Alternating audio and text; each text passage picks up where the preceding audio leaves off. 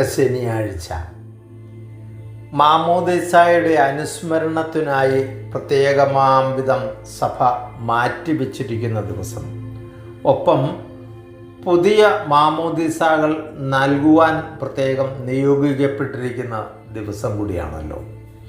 ഈ വർഷത്തെ ദുഃഖശനിക്ക് ഏറെ പ്രത്യേകതയുണ്ട്. കാരണം പരിശുദ്ധ പിതാവ് ഈ വർഷത്തെ പ്രത്യാശയുടെ വർഷമായി പ്രഖ്യാപിച്ചിരിക്കുന്നതിനാൽ നമ്മളുടെയൊക്കെ പ്രത്യാശ എന്ന് പറയുന്നത് പാപത്തിന് മരിച്ച് നിത്യജീവൻ സ്വന്തമാക്കുന്നതിന് വേണ്ടിയുള്ള പ്രയാണമാണ്. അതായത് പാപത്തിന് അതീതരായി ജീവിച്ചുകൊണ്ട് സ്വർഗം അവകാശപ്പെടുത്തുന്നതിനുള്ള ആ പ്രത്യാശയിൽ ജീവിക്കുവാൻ വേണ്ടി നമുക്ക് സഭ തന്നിരിക്കുന്ന വർഷത്തെ ദുഃഖശനിയാഴ്ച. മാമോദീസായുടെ അനുസ്മരണത്തിലേക്ക് നമ്മൾ കടന്നു വരുമ്പം നമുക്കറിയാവുന്നതുപോലെ പാപത്തിന് മരിച്ച് ദൈവത്തിനായി ജീവിക്കുവാനുള്ള ഒരു ഉയർത്തെഴുന്നേൽപ്പിൻ്റെ ദിനമാണ്. അതെ, നമുക്ക് അറിയാം, ഒരാൾ വെള്ളത്തിൽ മുങ്ങിക്കഴിയുമ്പം ആ ജലം അയാളുടെ മീതെ വന്ന് മൂടും, പിന്നെ നിശ്ചലമാണ്. എന്നാൽ അദ്ദേഹം ആ ജലത്തിൽ നിന്ന് ഉയർത്തെഴുന്നേൽക്കുന്നത്, പൊങ്ങി വരുന്നത് ഒരു ഉയർത്തെഴുന്നേൽപ്പാണ്. ഇത് തന്നെയാണ് നമ്മുടെ മാമോദീസായും ലക്ഷ്യം വെക്കുക, പാപത്തിന് മരിച്ച് ഉയർത്തെഴുന്നേൽക്കുക. ആദ്യ കാലയളവിൽ വെള്ളത്തിൽ മുങ്ങി മാമോദീസ നൽകപ്പെട്ടിരുന്നത് ഇതിൻ്റെ പ്രതീകമായിട്ട് തന്നെയായിരുന്നു. എന്നാൽ ഇന്ന് നമ്മൾക്ക് അങ്ങനെയല്ലെന്ന് നമുക്കറിയാം. സാഹചര്യത്തിൽ നമ്മൾ ആ വേറെ ചില രൂപം കൊണ്ട് അതിനെ ക്രമപ്പെടുത്തിയിരിക്കുന്നു എന്ന് മാത്രം. പാപത്തിന് മരിച്ച് സ്വർഗത്തെ ലക്ഷ്യമാക്കി ആ പ്രത്യാശയിലുള്ള ജീവിതത്തിന് ഒരുക്കം നടത്തേണ്ട പുതുവർഷം. ഈ ദിനത്തിൽ നമ്മൾ ഈ ദുഃഖശനിയാഴ്ച നമുക്കറിയാം, നമ്മുടെ ദേവാലയങ്ങളിലൊക്കെ പുത്തൻ തീയും പുത്തൻ വെള്ളവുമൊക്കെ വെഞ്ചരിച്ച് പുതിയ അനുഭവത്തിലേക്ക് നമ്മൾ കടന്നു വരും. ഇവിടെ നമ്മളിലെ ഞാൻ മരിച്ചിട്ട് ഈശോ എന്നിൽ ജീവിച്ച് ആ പ്രത്യാശയുടെ ജീവിതത്തിലേക്ക് ഉള്ള ഒരു പ്രയാണത്തിൻ്റെ ഒരുക്ക ദിനം കൂടിയാണെന്ന് വേണേ നമുക്കിതിനെ പറയാം. ആയതിനാൽ ഈ ദുഃഖശനിയാഴ്ച വളരെ പ്രത്യേകതയോടുകൂടി നമ്മുടെ ജീവിതത്തെ ക്രമപ്പെടുത്തേണ്ടതുണ്ട്.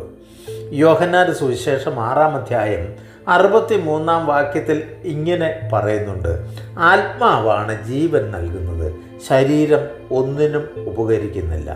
നിങ്ങളോട് ഞാൻ പറഞ്ഞ വാക്കുകൾ ആത്മാവും ജീവനുമാണ്. പ്രിയമുള്ളവരെ, ആത്മാവാണ് ജീവൻ നൽകുന്നത്, ശരീരം ഒന്നിനും ഉപകരിക്കുന്നില്ല.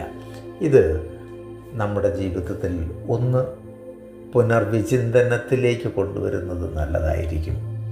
നമ്മുടെ ജീവിതത്തിൽ ജഡത്തിന് നാം കൊടുക്കുന്ന പ്രാധാന്യം നമ്മുടെ ആത്മാവിന് കൊടുക്കുന്നു. ജഡത്തേക്കായിൽ ഏറെ വിശിഷ്ടമാണ് ആത്മാവെന്ന് തിരുവചനം നമ്മളെ ബോധ്യപ്പെടുത്തുക. ആത്മാവാണ് ജീവൻ നൽകുന്നത്, ശരീരം ഒന്നിനും ഉപകരിക്കുന്നില്ല. ഒന്നിനും ഉപകരിക്കാതെ ഈ മണ്ണിൽ അഴുകിത്തീരേണ്ട ശരീരത്തിന് വേണ്ടി നാം കാണിച്ചു കൂട്ടുന്ന ആ വ്യഗ്രതകളിലെ കുറിച്ചൊന്ന് ചിന്തിച്ചിട്ട് അതിനെ മരിച്ച് പുത്തൻ ജീവിതത്തിലേക്ക് കടന്നു വരാൻ പ്രത്യേകമാംവിധം ഒരുക്കത്തിൻ്റെ ദിനമായിരുന്നു ദുഃഖശനിയാഴ്ച. ഇത് പലപ്പോഴും നമ്മൾ ആ ബോധ്യമില്ലാതെ പോകുന്നു എന്നതൊരു യാഥാർത്ഥ്യമാണ്. പാപത്തിന് മരിച്ച് ജഡത്തെ ക്രൂശിച്ചിട്ട് പുത്തൻ ചൈതന്യത്തോടെ, പുത്തൻ ഉണർവോടെ, പ്രത്യാശയോടെ, നിത്യത അവകാശപ്പെടുത്തുവാനുള്ള പ്രത്യാശയോടെ ജീവിക്കാൻ വിളിക്കപ്പെട്ടിരിക്കുന്ന ദിനം, അതിൻ്റെ ശക്തമായ ഒരുക്കത്തിൻ്റെ ദിനം. ലൂക്കായുടെ സുവിശേഷം 10-ാം അധ്യായം 19-ാം വാക്യത്തിൽ ഇങ്ങനെ പറയുന്നുണ്ട്: പാമ്പുകളുടെയും തേളുകളുടെയും ശത്രുവിൻ്റെ സകല ശക്തിയുടെയും മേൽ ചവിട്ടി നടക്കുവാനുള്ള അധികാരം നിങ്ങൾക്ക് ഞാൻ തന്നിരിക്കുന്നു, ഒന്നും നിങ്ങളെ ഉപദ്രവിക്കുകയില്ല. പ്രിയമുള്ളവരെ, ഈ ലോകത്തിൻ്റെ മേൽ ചവിട്ടി നടക്കാൻ, എല്ലാ തിന്മയുടെയും മേൽ ചവിട്ടി നടക്കാൻ, അതിനെ കീഴടക്കിക്കൊണ്ട് നിത്യത സ്വന്തമാക്കാനുള്ള ശക്തമായ യാത്രയ്ക്ക് നമ്മളെ ഒരുക്കുന്ന വചനമായത്. അതിൻ്റെ മേൽ ചവിട്ടി നടക്കാം, അതിനുള്ള അധികാരം നിങ്ങൾക്ക് തന്നിരിക്കുന്നു. ഞാൻ നിങ്ങൾക്ക് ആ അധികാരം തന്നിരിക്കും, ഒന്നും നിങ്ങളെ ഉപദ്രവിക്കുകയില്ല. ലോകത്തിൻ്റെ ദുഷ്ടശക്തികളുടെ മേൽ ചവിട്ടി നടന്ന് സ്വർഗത്തെ നിത്യത അവകാശപ്പെടുത്തുവാനുള്ള ആ വലിയ ഒരുക്കത്തിൻ്റെ ഈ ദിനം നമുക്ക് ഈ ദിനങ്ങളിൽ പൂർണ്ണമായിട്ടും ശാന്തമായിട്ടും നമ്മുടെ ഭവനങ്ങളിൽ ആയിരുന്നു കൊണ്ട് നമ്മുടെ നിത്യതയെക്കുറിച്ച് ഓർത്ത് പാപത്തിൻ്റെ മേൽ അധികാരമുള്ള ദൈവത്തിൻ്റെ ശക്തിയാൽ അത് സ്വന്തമാക്കി പാപത്തിന് അതീതരായി ജീവിക്കുവാൻ ദൈവം നമ്മെ സഹായിക്കട്ടെ. ഉയർപ്പിൻ്റെ എല്ലാ മംഗളങ്ങളും പുത്തൻ ചൈതന്യവും നമുക്ക് തരട്ടെ.